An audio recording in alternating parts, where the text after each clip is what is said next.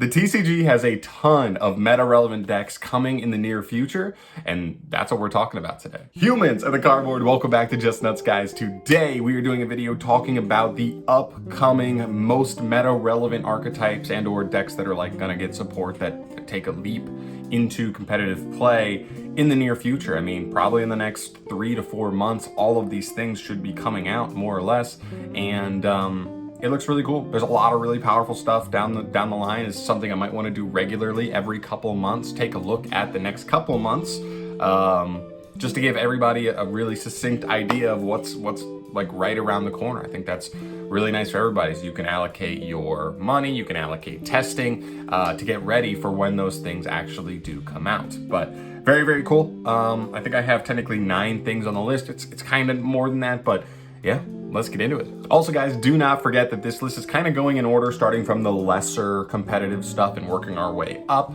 But it isn't a super strict list, so, you know, don't take it too, you know, offensively if I have something you're excited for a little lower than you think it deserves to be. The first thing we have on the list in number 9 today is Pendulum. And I know this sounds weird, but Pendulum is always so hard to rank, especially when we get generic stuff. In Dimension Force, we have stuff like Extra Pendulum, which gives you, it literally is a spell card that says, do another Pendulum summon. And we have a new Link monster, a new Link 2 called Beyond the Pendulum. This card kind of is a pseudo Electromite. I would say overall it's not as powerful as Electromite, but it certainly does a decent job. I would say probably like a 7 or an 8 out of 10 at stepping in and filling the shoes or the hole that Electromite left when it got banned. But it's really good. We also have Valiants coming in Tactical Masters. And so I do think Pendulums are an interesting place. Now, I don't know where generic Pendulum decks are. I only really mess around with pure Zephyra, but I do think this is a really nice step for Pendulums going forward. I think they have multiple things going for them. Hopefully it leads into something good, and we'll just see what kind of amalgamations people can put together and come up with, because they definitely are getting multiple new tools that'll definitely be something to look at.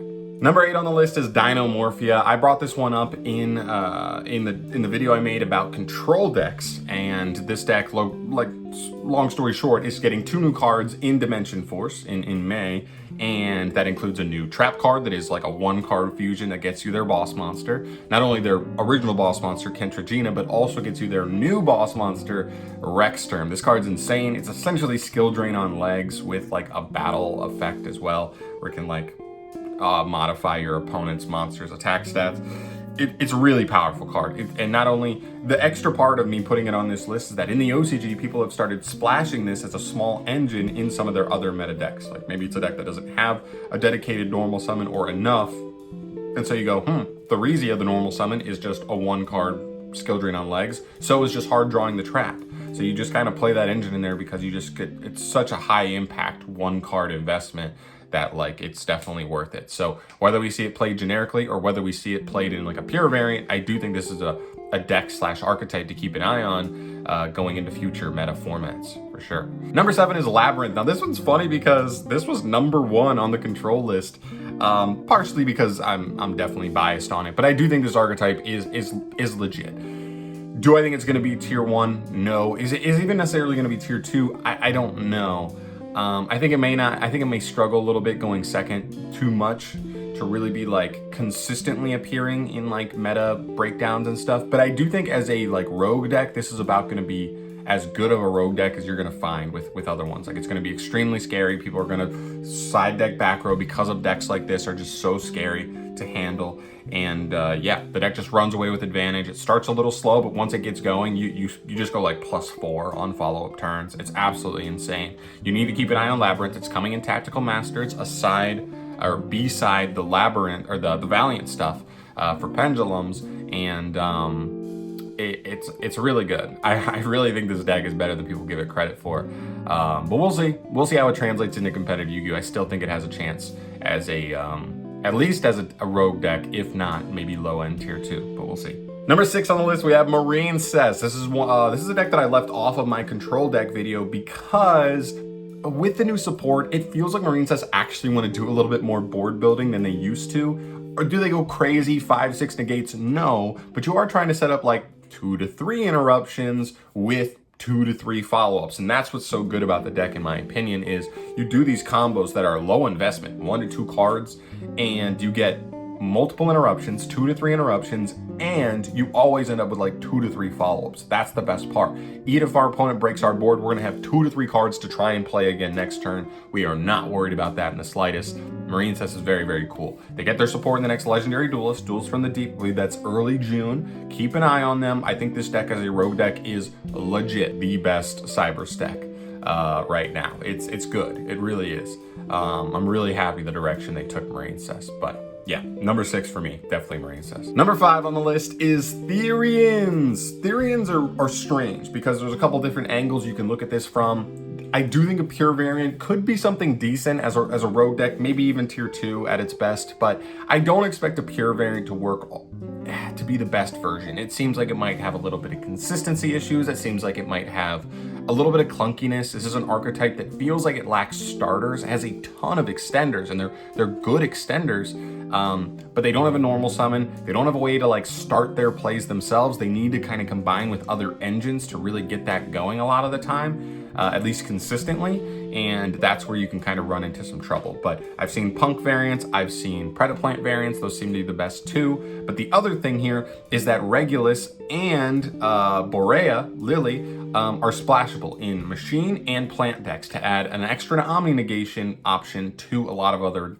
decks. So when you're looking at Machines, you're looking at stuff like Earth Machine, Cyber Dragon, even control decks like Pure Machina, Sky Striker even. There's Sky Striker Therion's actually been pretty good in the OCG. So there's a handful of decks like that that you definitely have to take a look at when it comes to splashability. I think the splashability combined with the fact that the pure version could still be something nice on the rogue level really means that this engine could just be seen in like a bunch of different like variations of decks like all around the metagame. So very excited to see where people go with this. Hopefully they come up with some cool stuff. I'm even theorizing a Therion Zephyra build right now, just messing around with some stuff, but obviously we'll see when that stuff comes out. Final 4, number 4 for me is Mr. Rune. We talked about this in the control video as well, but this gets a little bit larger scope than that. Obviously we talked about Mr. Rune, how it could be splashed with something like Magical Muskets to just make a super hyper out resource, set up a bunch of interruptions, grind with your opponent kind of deck.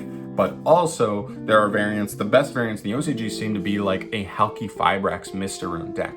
Imagine this, Mr. Rune kind of replaces the idea of like Eldritch in this variant, where you try to go Halqifibrax, right? You have a bunch of like 1-card Halq plays, ideally. And when you do that, if your opponent tries to interrupt you, right, on that stuff, then you kind of just like activate some Mr. Rune cards, set up the field spell, and then just grind it out with Mr. Rune because they get you multiple interruptions, they get you a ton of draws, they get you follow-up, and you kind of just grind it out from there. That's the idea. It's kind of just like a backbone for like a more combo-centric deck to have like something to fall back on, a contingency plan, and I think that's pretty good. Aside from like the control variants like muskets. So I definitely think Mr. Rune being super splashable, its drawback is what it is, you know, locking you out of your next battle phase is pretty tough, but it is what it is, you know. Mr. Rune's the 3rd archetype coming out alongside with Labyrinth and Valiance in Tactical Masters. I believe that'll be July 1st, early July. So, you know, 2 months away from that, and honestly not that far. And then we'll be able to see what people can splash this stuff into. Very cool. All right, top 3 things that are going to change the meta. Number 1, I have CYBERSE decks. I know some people may be skeptical on this, but trust me, this new card is insane. It's literally 1 card, technically 2, that's like changing the landscape of CYBERSE decks as we know it. The first one, obviously Heat Soul. I mean, technically, as far as this video is concerned, technically Heat Soul's coming out in like 3 days, so whatever. He's essentially out already. But the bigger thing for me is Mathmech Circular, a new Mathmech card, but this card is a generic CYBERSE support card. It's insane. It summons itself by dumping a Mathmech as cost from the deck. That's insane, especially when a card like Sigma exists and he's just a free extender from grave. Then this card says if another Mathmech is summoned, you search a spell or trap. So you like send Sigma, summon the Circular, then summon Sigma back from grave, and then search a spell or trap. It's literally a +2, doesn't take your normal summon, Doesn't have any other restrictions aside from what Sigma does, locking you into CYBERSE stuff, but you're only playing them in CYBERSE decks anyway. So you got stuff like Math Mech goes to the next level for sure, and that deck was already considered like a decent rogue deck. You have Code Talkers, again, considered a pretty good rogue deck. Next level, you are power creeping the extenders immensely, and even the control variant it gets better here. Add Ignisters. Definitely looking for extenders in that deck for sure to help them have alternate win conditions and stuff, because sometimes if their towers play doesn't work out, it feels like they lack a win condition. Very, very insane. I think all these CYBERSE decks are going to be popping up a lot more, especially on the rogue level. We'll see if they end up climbing into like legit tier 1-ish status, but you're going to start seeing a lot more CYBERSE decks going forward. I can promise you that. Number 2 on the list is TEARALAMENTS. This deck is really, really crazy. This deck kind of gives me Lightsworn vibes. You have some mill effects in the deck. But the biggest thing here is that this is just power creep at its finest. I keep making this comparison, but Lightsworns to me had this one pivotal problem. The first one is that, or the main thing is that the deck's kind of broken up into two different things. So the deck is kind of broken up into two different categories for me, generally. You have cards that you want to draw, they help you dump stuff, they help get your engine going, they help you just get resources. The other ones are cards that you want to be dumping. You want them in the deck, you don't really ever want to draw them because they're not great in hand. And so because of that, you just end up with a really bricky, awkward archetype. This deck is not that, because every single card has both effects. Every single card has a solid on-field / activation effect, as well as every single card has a solid, when it's milled, when it's centigrade, when it's foolish burial, gets a bonus effect. Very, very strong. This deck rotates resources like crazy. It's a very grindy deck. Seems like more like a mid-range deck. I wouldn't call it combo. I wouldn't call it full control. Somewhere in the middle. You get to fuse on your opponent's turn. Very, very cool. It also has the ability to combine with stuff like Shadal, so taking advantage of Winda. Obviously, we know how good Winda is. And very, very scary deck. I'm not sure, because this deck's kind of being overshadowed by the number 1 option in the OCG right now, so I'm not exactly sure where this deck will land. I do think it has tier 1 potential, absolutely, especially with all the amazing fusion stuff we have going on generically in the game right now that could definitely be splashed. But yeah, huge, huge, huge potential for TEARALAMENTS. They're looking pretty good right now, I would say. And they're waifus, so, you know.